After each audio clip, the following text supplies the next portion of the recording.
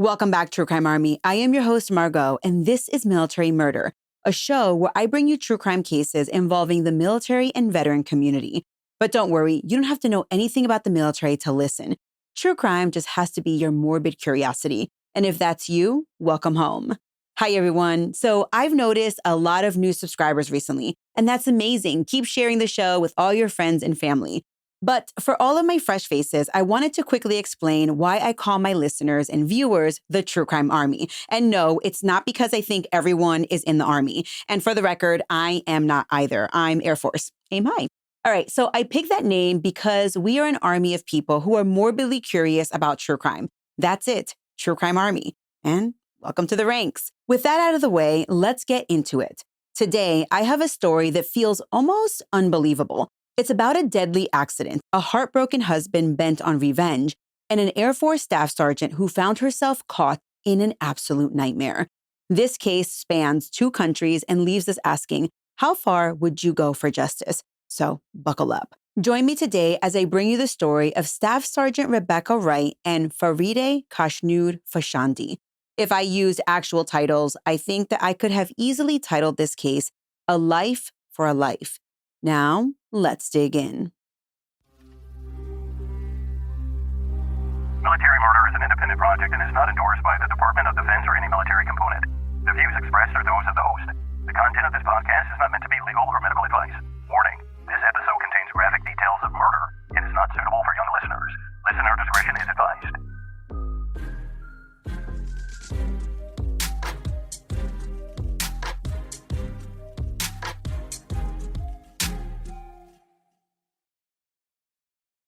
Our story begins in 2023 with a United States Air Force staff sergeant named Rebecca Wright. Rebecca was 24 years old at the time, and she was stationed overseas. She served as a staff sergeant with the 701st Munition Support Squadron at Kleine Brogel Air Base in Belgium. By all accounts, Staff Sergeant Rebecca Wright was an ordinary airman, living abroad, working on base, and in her free time, she loved roller derby. Yes, roller derby, that high-energy sport on roller skates. In fact, our story today really begins because of roller derby. So it's a sunny day, May 14th, 2023, and Rebecca decided to attend a roller derby match being held in the Netherlands. It was a Sunday, and she hopped in her car with her boyfriend to drive from her base in Belgium to the city of Eindhoven in the Netherlands, where the match was happening. Now, for those of you who have never been stationed in Europe, living there is like living in the United States in that you can easily or pretty easily get from state to state in minutes or even hours, except that in Europe, you can get from one country to the next country in the same amount of time. And on this day for Rebecca, the drive wasn't too long, maybe about 45 minutes or so. Now, picture Rebecca driving through Eindhoven that day. She was probably very excited, maybe in a bit of a hurry not to miss the start of the event. She enters an area of the city known as De Herk, which is an industrial district, and at around 6 p.m., she's on a street called Herkenstraat. And it was on this street, as Rebecca later admitted in court, that she made a deadly mistake. She approached a yield sign, essentially it's an intersection, where she was supposed to slow down or come to a complete stop, but she failed to yield. At that same moment, a local woman was riding her bicycle through the intersection. Her name was Faride Khoshnoud Fashandi, a 58-year-old Iranian immigrant who had made the Netherlands her home decades earlier. Faride was just biking along that day. Perhaps she was heading home, or maybe she was going to see friends. She had come to the Netherlands about 30 years before, fleeing Iran in search for a better life. She was described by her family as an incredibly kind, selfless, and courageous woman, just the kind of person that you'd be lucky to meet. Well, as Faride rode her bicycle, her fate and Rebecca's met. Rebecca's car went straight through that yield sign and collided with Faride on her bicycle. It was never made clear during my research how fast Rebecca took that yield, but it must have been with sufficient speed that the impact was devastating. Faride was knocked to the ground, gravely injured. The front of Rebecca's car likely struck the bike, which we can imagine crumbled the bicycle. Maybe there was a cracked windshield, and the victim likely flew into the air before meeting the pavement. But in an instant, everything changed for both women. Rebecca immediately pulled over. She was in shock, literally frozen behind the wheel. In fact, she was so frozen that she later said that she was so shaken by the collision She couldn't even get out of the car. Luckily, Rebecca wasn't alone. Her boyfriend at the time, another American airman, he was actually in the car with her. He got out and ran to help Faride while Rebecca stayed in the vehicle. She was clearly too distraught to move. They called for an ambulance, and soon paramedics arrived on the scene on Herxestraat. Faride was alive, but she was barely hanging on. She was rushed to a nearby hospital in Eindhoven with several injuries. But sadly, Faride died in the hospital the very next day. The doctors just couldn't save her. Her injuries were just too severe, which again causes me to ask, how fast was Rebecca going? For Faride's family, it was an unimaginable loss. Faride had a husband and an adult son. Her son's name is Narcis Sarafras, and he was her only child. When he heard his mother was in an accident and that she had passed away, I mean, just think about it. One moment your mom goes out to ride her bicycle, maybe just enjoying the day, and the next you find out she's gone, all because someone didn't hit the brakes at a yield sign.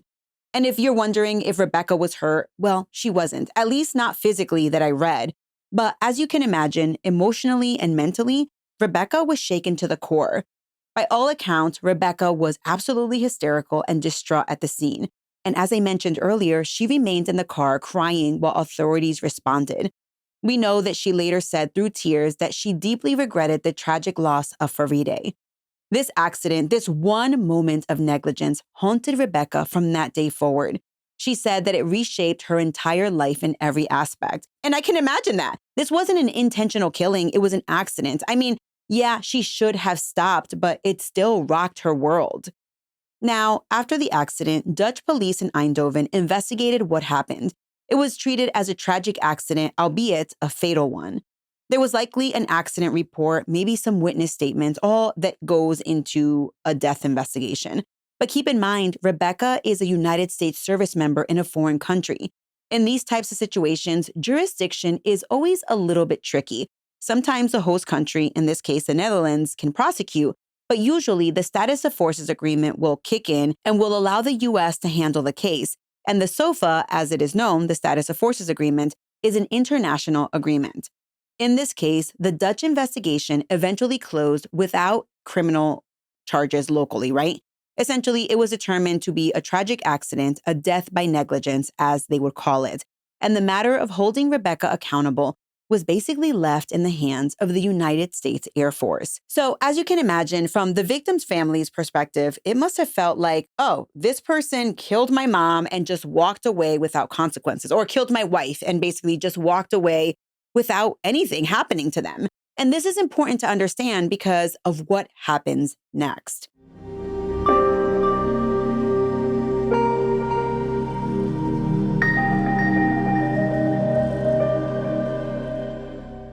During a victim impact statement that would later be read by Faride's son, Narcis, he told the court, quote, "I lost both of my parents in less than a year, all due to a single moment of negligence by Miss Wright." Now, he said both parents. We know that Faride died, but why did he say both? Well, that brings me to Faride's husband, or Faride's. I think that I'm saying it correctly. But Faride's husband was an Iranian Dutch man. Media later identified him only as Mahmoud S., keeping his surname private. By all accounts, Mahmoud was consumed by grief and anger after losing his wife, which rightfully so. She was the love of his life, and in a split second, she was gone. And in his eyes, the person responsible, Rebecca, she seemed to be moving on with life, back on base in Belgium, possibly facing little to no punishment at all. Mahmoud, though, could not accept that. And in that moment, when he found out that the Netherlands was not going to be taking any action against this American service member, Mahmoud became fixated on Rebecca Wright. According to what Rebecca was later told by authorities, Mahmoud stalked her for months after the tragic accident. And that stalking allowed the rage inside of him to build up over time. He was truly plotting revenge. So you might be wondering, how did he stalk her? Where did she live? Well, as a staff sergeant, I imagine that she didn't live on base, she lived off base in Belgium. And while the reports don't indicate how Mahmoud found her, you have to remember that police reports often take down the parties' addresses. So I can only imagine that he either got her address from the reports, or maybe he followed her home after some of the Netherlands questioning. Honestly, I'm just guessing here, but in any event, Mahmoud did find Rebecca, and remember, she only lived like 30 to 40 minutes from where the accident happened. What we do know is that Mahmoud started essentially hunting Rebecca. Rebecca's neighbors would later report seeing an unfamiliar man lurking around the neighborhood. All the while, Rebecca herself had no idea that she was being stalked. So Faride was killed in 2023 in the spring. So let's fast forward now to February 20th, 2024. It's been almost 9 months since that accident. Rebecca is back in Belgium, likely living either on base or just off base near the town of Pierre, which is where the base is located. It's a Tuesday night, and Rebecca steps outside. Reports say that it was just before 11 p.m. Maybe she was leaving to go to a friend's house, or she was running a late-night errand. Whatever the reason for her stepping out on a Tuesday right before 11 p.m., she walked out into the chilly February night, probably not expecting anything out of the ordinary. But what she didn't know was that someone was waiting in the shadows. The moment Rebecca came outside, an attacker sprang out and went after her. She didn't recognize the attacker at first. All she knew was that suddenly she was being stabbed over and over, very brutally. She would later learn the man's identity. It was Faride's husband, and he was there exacting the revenge that he had been plotting for months. Weapons, you might know, are very hard to come by in Europe, but that didn't matter in this case because Mahmoud was armed with a kitchen knife, and he stabbed Rebecca more than 100, yes, I said 100 times. He was in a complete frenzy. In addition to the stabbing, he choked her, he punched her, and he essentially tried to butcher her right there in the middle of the street. This attack lasted for approximately 5 minutes of what you can only imagine is sheer horror. Rebecca fought with everything that she had. She raised her arms to protect herself, which meant that the knife slashed and stabbed into her hands and arms and face as she tried to fend this man off. Those defensive wounds were severe. Later, doctors counted over 24 scars left on her body. As Mahmoud, though, is stabbing Rebecca repeatedly, she is screaming, and those screams, fortunately, attracted attention. Maybe it was because it was 11 p.m. and maybe people were sleeping and they were, jolted awake by these screams, At which point, a local resident nearby heard the screams and immediately called police. Now, I can imagine that Mahmoud at some point either saw or heard the police coming close, right? So he's done what he came to do. He wanted Rebecca dead in what they would later dub a life for a life. That phrase was used by a Belgian newspaper and is exactly what Mahmoud wanted. Mahmoud believed that he was avenging his wife's death by taking Rebecca's life. But before the police or anyone could arrive, he actually fled into the night, leaving Rebecca on the ground, just bleeding out. Once the coast was clear, neighbors rushed over and found Rebecca on the ground. She was covered in blood. She was barely conscious, but amazingly, she was still alive. Emergency services got her to a hospital just in time. She had critical injuries, stab wounds literally all over her body. Her hands and her face were especially damaged. Think of it. She's trying to grab the knife or shield herself, so her hands thankfully took the brunt of it. But Rebecca still required multiple surgeries.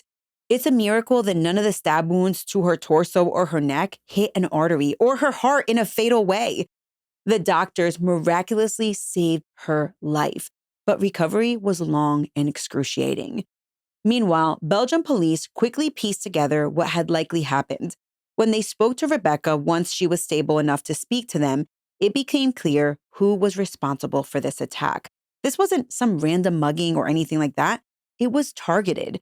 Rebecca knew that Faride's husband might bear a grudge, but I don't think anyone really expected this. After their investigation, Belgian authorities informed Rebecca that the attacker was indeed Faride's husband and that he had been stalking her for months leading up to that attack. And the crazy thing is that after that almost fatal attack, Mahmoud S. was gone with the wind. The police launched a manhunt. Remember, he'd just attempted to kill an American service member on Belgian soil. That's a huge deal. They searched for him across Belgium, and they even alerted authorities in the Netherlands in case he went home. For 2 months, though, Mahmoud evaded capture. Then, in April of 2024, something unexpected happened. The search for Mahmoud came to a bitter end when Mahmoud was found deceased. He died by his own hand. His body was found in April, and all evidence indicated that he had taken his own life, a final act of desperation. I don't have details at all, like where he was found or how he did it, but the family, when they found him, they knew. Faride's son would later tell a court that his father simply couldn't live with the loss of his wife lingering over his head. He was filled with grief, and then when he exacted revenge, he was filled with guilt, and that's why he chose to end his own life. So remember earlier when I said that Narcissus had indicated that he lost both parents? It's because he did. Within 1 year, his parents were gone. It was tragedy on top of tragedy. But that's not the end of the story here. No. Rebecca Wright survived the attempt on her life, but she would never, ever be the same. She was left with permanent scars all over her body, over 25 scars from stab wounds.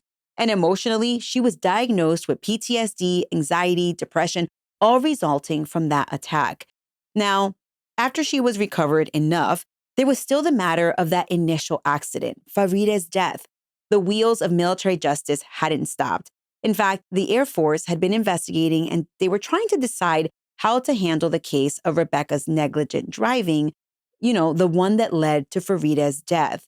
The question lingered. Would she face a court-martial, i.e., a military trial for negligent homicide? And if so, would it be a general court-martial, which is basically a felony-level trial? Or would it be a special court-martial, which is more akin to a misdemeanor court? Now, that is an oversimplification of court-martials, but I think you get the picture.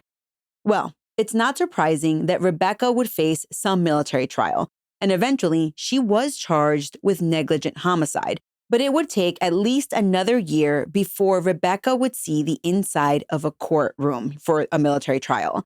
Her case was heard in April of 2025 in a courtroom in Spangdahlem Air Base, Germany.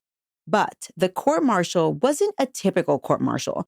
You see, leading up to that court-martial, Rebecca had reached a plea agreement. She agreed to plead guilty to negligent homicide, which meant that she avoided a fully litigated court-martial. But as part of her guilty plea, she was tried at a summary court-martial. So let me pause and do a quick military justice 101. I already explained to you what a general court-martial was. That's where the military tries felony-level crimes. A special court-martial is where they try misdemeanor-type crimes, where the jail time is capped at a year max.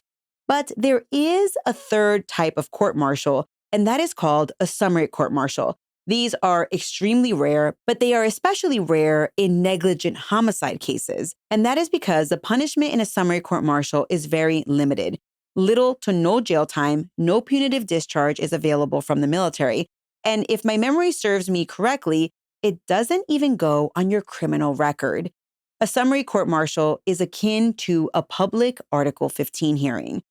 Okay, so let's get into it. She accepted a plea deal, pled guilty, and faced a summary court-martial. So during the sentencing portion of the summary court, the government argued that even though Rebecca took responsibility by pleading guilty, there still needed to be some form of accountability. They were pushing for Rebecca to be demoted in rank from staff sergeant, which is an E5, down to a senior airman, which is an E4. The government's stance was that if Rebecca wasn't punished appropriately, it would set a bad example to other service members. Basically, they didn't want it to appear that an airman could kill someone, albeit negligently, and face no real career consequences. But the defense, on the other hand, they had a pretty powerful counter-argument. They highlighted what they called the heinous vigilante attack that Rebecca had already suffered. Think about that. Vigilante actions. In other words, Rebecca had nearly lost her own life and endured a form of street justice far beyond what any court could impose. In a sense, they argued that she had already paid the price. What do you guys think about that? Do you think that that is a fair assessment of what happened in this case? Well, at the trial, it seemed that the judge agreed with the defense's point of view. Colonel Andrew Norton, the military judge, essentially decided that the attack on Rebecca was a form of punishment that he factored into coming up with his own form of punishment, with his own sentence, right?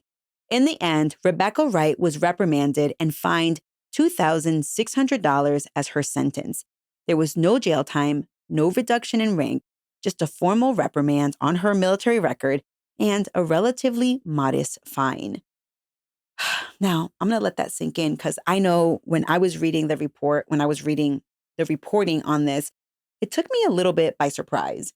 Now, for those of you wondering, negligent homicide under the Uniform Code of Military Justice can carry up to a 3-year confinement and a punitive discharge from the military. And that is if the case is tried at a general court martial. But the context here, I don't know, was extraordinary. Have you ever heard of a case like this one in modern day, And in handing down his sentence, the military judge explicitly noted that Rebecca had already endured something far worse than what the court could do. And that was that vigilante justice attempt that defense argued about. So while the outcome might seem light for causing a death, the feeling was that she had suffered enough. The judge even possibly worried that demoting her on top of everything might be a little bit excessive or unnecessary. In the courtroom, it was what I could only imagine is an emotional scene. Rebecca, during her sentencing hearing, she actually spoke through tears about how sorry she was. She said, quote, "I deeply regret the tragic loss. This tragic accident has reshaped my entire life in every aspect," end quote.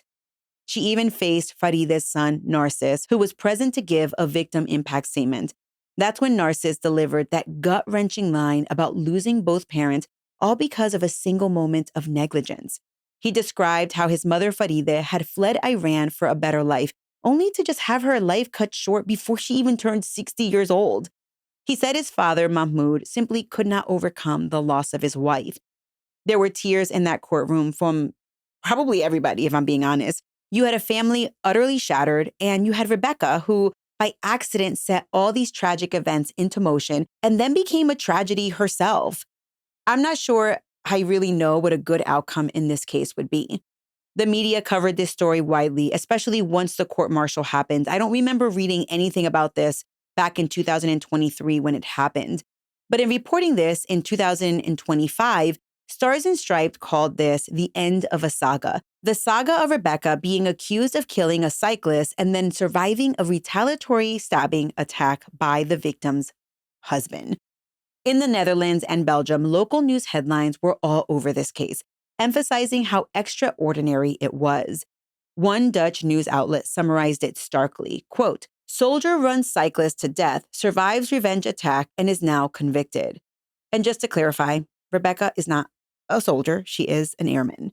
That pretty much, though, this headline encapsulates the whole story.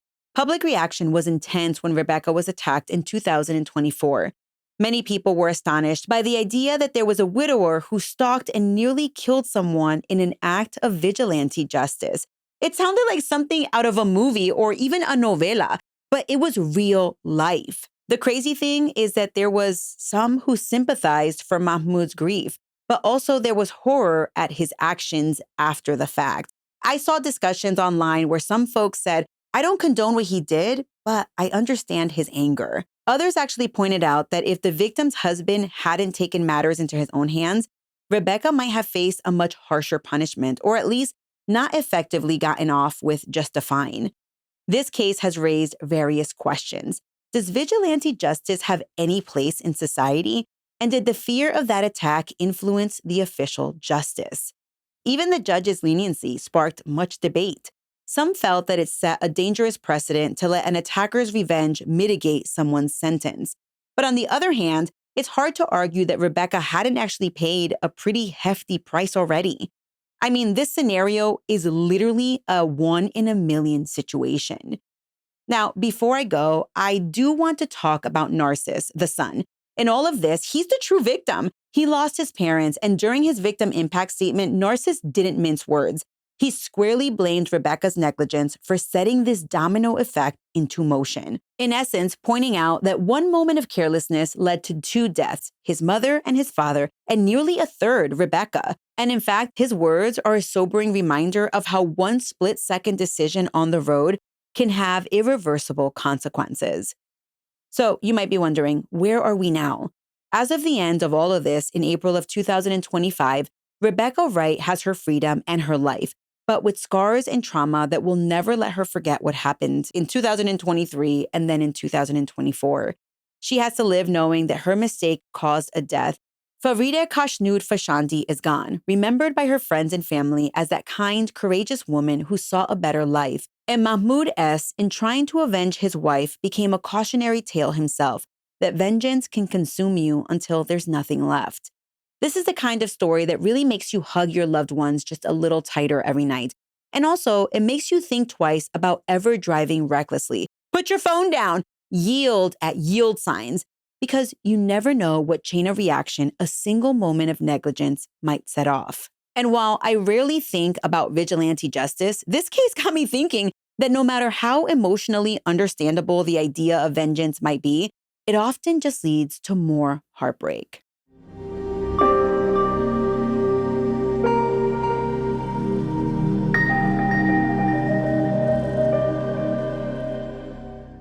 Thank you so much, True Crime Army, for watching and listening to this video. If you want more crime stories affecting the military and veteran community, I have over 200 episodes in my feed, so be sure to click follow and turn on your notifications so you never miss an episode. All right, my sources for this episode included 2 overseas news articles that I had to translate, as well as reporting by European Stars and Stripes. Until next time, remember, you never really know what someone is capable of, so remain vigilant always. You have a fabulous week, and I'll keep digging to bring you the next military true crime story next time.